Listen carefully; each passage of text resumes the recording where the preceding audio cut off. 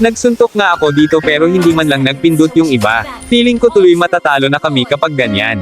Kaya naman para hindi kami matalo ay tinulungan ko na ang core namin na magpulang red buff. Balita ko may makukuha ka ng XP kapag tinulungan nyo ang bobong core nyo na mag-buff. O di ba may nakuha nga akong XP? Ang update talaga na ito ay para sa akin na matulungin. Kaya naman tinulungan ko lang ng tinulungan ang bobong core namin na mag-farm. Para kapag nag-turtle na siya ay ibibigay niya lang ang turtle sa kalaban. Grabe ang bait naman ng core namin, parang tanga. Dito nagpahabol nga siya at napites ang tanga. Pero buti na lang nakahuli ako dito ng isa para hindi sayang ang sakripisyo ng bobong core namin. Nag-invade pa dito si Hayabutaw para mangkuha ng pulang red buff. Mabuti na lang napigilan ko siya magnakaw ng pulang red buff at nakuha namin ng bobong core ang buff. At syempre tinulungan ko uli mag-farm ang bobong core namin. Para pag nag-turtle na siya ay magpapipites uli ang bobo. Pero ayos lang yan dahil nahuli ko naman si Hayabutaw at nag-combo nga kami ng bobong core dito kaya napites namin siya. Sabay sinunod namin itong dalawang babae na makukunat, napites nga namin ang isa sa kanila pero si Empanada ay sobrang kunat na parang oten. Kaming tatlo pa nga ang nabigyan dito, grabe ang bobo talaga ng mga kakampi ko.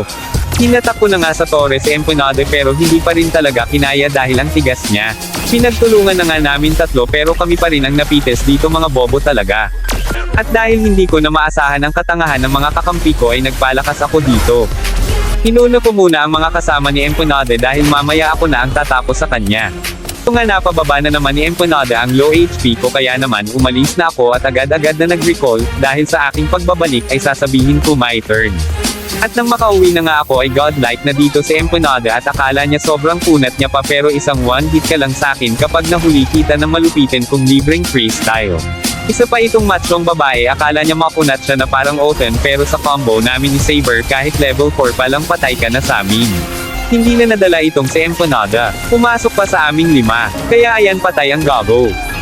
Ang kulit talaga ng mga tanga. Hindi nila alam kasama ko dito si WannaFly. May buff yan ni Nana de Coco dahil nakabembang yan. Kaya kayang-kaya kayo ubusin ni WannaFly. Paano ba naman naagaw niya ang kaduo ni Jake, kahit hindi naman nakaretro ang Mia Khalifa niya? Kayo wag nyo gagayahin si WannaFly. Kasi tropa nga si Jake tapos isang araw lang inagaw niya agad si Nana de Coco dahil sa Cocomelon nito.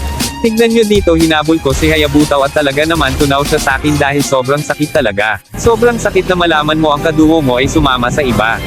Tapos yung pinagpalat sa'yo ng kaduo mo ay tropa mo pa. Hindi mo man lang naisip na re-retro siya sa'yo ng kaibigan mong si Mia Khalifa ang main hero. Kaya maiisip mo na lang na sana ang sibat ni Moscow ay tumama na lang sa puso mo na sugatan. Dahil kung sino pa ang gusto mo, sa huli sa iba rin pala sasama at ikaw ay maiiwan. Kaya ayun, stay strong na lang kay Jake. Gamitin mo muna ang regalo ko sa'yo na puno ng saging para hindi ka na ma-stress.